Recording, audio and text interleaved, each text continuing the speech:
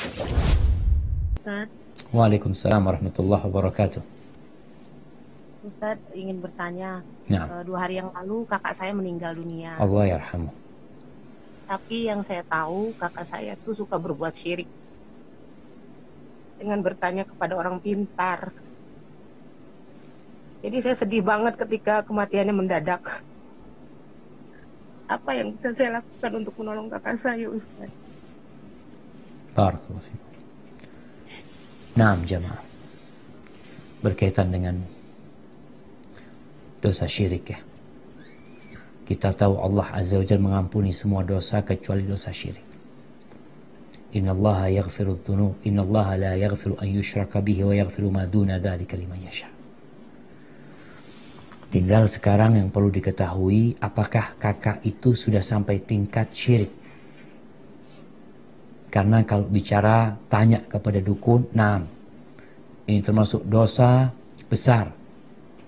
Yang kata Nabi SAW, man atakahinan aw arrafan lam tuqbal lahu salah 40 yawman.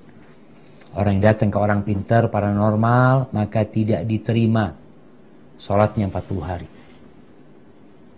Kemudian orang yang datang ke orang pintar lalu bertanya, percaya dengan ucapan-ucapan dia, maka dia telah kufur dengan apa yang diturunkan kepada Nabi Muhammad SAW.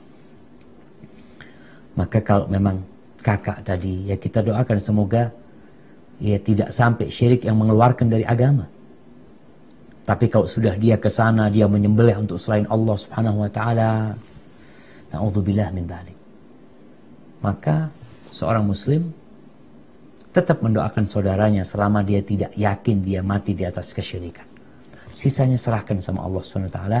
Yang bisa nanti lakukan ya ketika kita tahu dia mati dalam kondisi muslim umpamanya, kemudian perbuatan-perbuatan itu ya kita tidak tahu secara pasti, kita hanya dengar-dengar umpamanya, maka kita tetap mendoakan dia. Tapi kalau kita tahu dengan pasti kesyirikan yang dia lakukan, maka kita tentunya tidak mendoakan dia kalau benar-benar dia mati di atas kesyirikan.